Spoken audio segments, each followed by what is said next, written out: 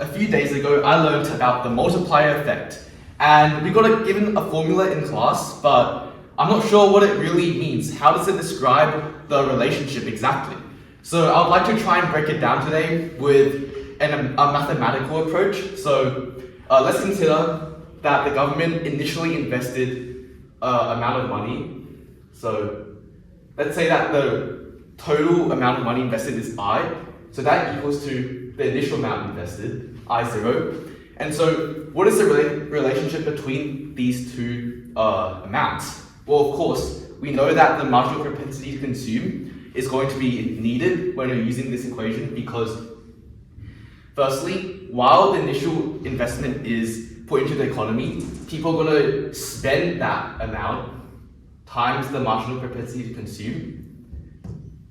And this is because what you get, your income, you can either spend or save by the consumption function. So this pattern will just keep continuing.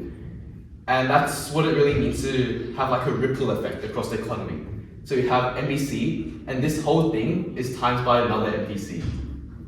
And this goes on forever. So what you can really just write it as is I0, you take it out of this equation, and what you get is 1 plus MPC plus MPC squared, and so on. And so now you can see that this number is really just a multiplier from the initial investment. And you can simplify this using a mathematical approach because MPC is between 0 and 1. You can either spend or save that $1. So as this is a number less than 1, this is just a sum of a geometric series. So you can write it as I0 times the initial amount 1 over 1 minus the ratio, which is MPC.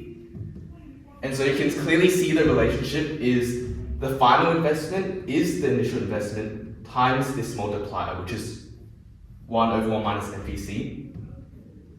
And therefore K, the multiplier, equals to 1 over 1 minus MPC. And this is really useful because whenever you have a question where you want to find the multiplier, you only just need to find the marginal propensity to consume, and that's how you can find the overall investment involved. So I thought that was a very useful thing to know. It really illustrates how the ripples become this formula. So thank you.